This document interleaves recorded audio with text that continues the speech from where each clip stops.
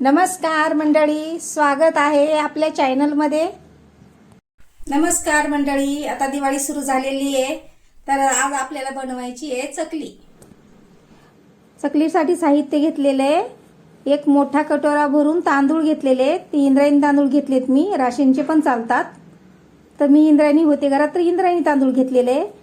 एक मोठा कटोरा भरून मी हरभऱ्याची डाळ घेतलेली आहे आणि उडदाची आणि मुगाची मोठी एक वाटी घेतलेली आहे आणि एक वाटी धणे घेतलेले, अर्धी वाटी जिरे आहेत आणि एक वाटी पोहे आहेत।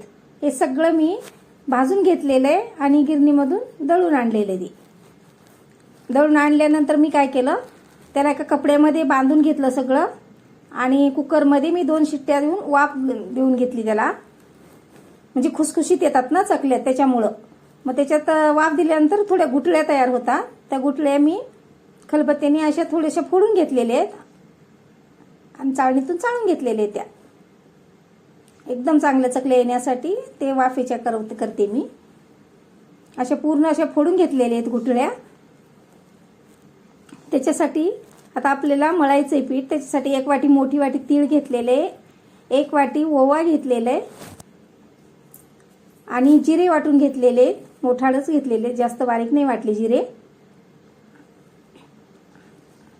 आणि त्याच्यामध्ये आता पिठामध्ये ना आपल्याला काय करायचंय, एक वाटी मोहन घेतलेले, कडक करून घेतलेले तेल, असं ते मोहन घालायचं, खुसखुशीत कुरकुरीत होता चकल्या, एकदम छान। म्हाताऱ्या माणसाला पण चावतात त्या चकल्या, ज्याला दात नाही त्यांना पण चावतात, इतक्या खुसखुशीत होतात। असं मोहन घातलेले, त्याला आता चमच्यानं असं मिक्स करून घ्यायचं, पूर्ण मोहन एकजीव करून घ्यायचं त्या पिठामध्ये। ते गरम आहे ना त्याच्यामुळे मी चमच्याने घेतलंय, हात नाही लावला। पूर्ण आहे हाताने असं मिक्स करून घ्यायचं पूर्ण। आता बघा ना एकजीव झालेलं आहे, ते पूर्ण छान झालेलं आहे असं एकजीव। आता त्याच्यामध्ये काय टाकायचं, ओवा टाकायचा, जिरे टाकायचे, तीळ टाकायचे,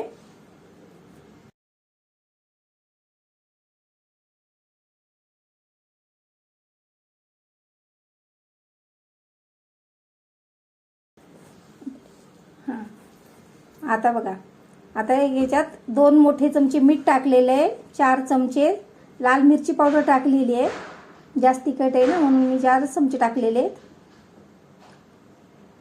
1 चमचा मोठा हळद टाकलेली आहे, 1च चमचा टाकलेली आहे हळद, जास्त नाही। मीठ कसं आपल्या चवीनुसार, पण मी 2-3 चमचे मीठ टाकलेले आहे आणि असं मिक्स करून घेतलेले, असं एकजीव झालेले। आणि अद्रक, लसण आणि जिरे, कोथिंबीर याची पेस्ट करून ठेवलेली होती, ती पेस्ट कसं मिक्स होण्यासाठी मी पाण्यात मिक्स करून घेतलेली आहे, एकजीव होते व्यवस्थित म्हणून। सगळे अशी मिक्स करून आता हे मळून घ्यायचं आपल्याला।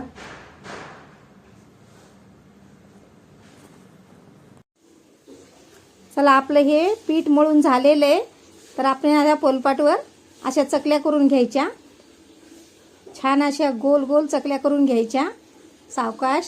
बघा किती छान काटे आलेले त्याला, तळल्यानंतर बघा किती छान दिसतील त्या आणि खुसखुशीत कुरकुरीत पण लागतील। कलर पण किती छान आलेले आहे बघा बरं, एकदम दिसायला पण एकदम सुंदर दिसू लागल्या। हे बघा आपल्या ह्या चकल्या तयार झालेल्या आहेत। जर तुम्हाला आवडला असेल व्हिडिओ तर चॅनलला लाईक, शेअर आणि सबस्क्राईब करायला विसरू नका।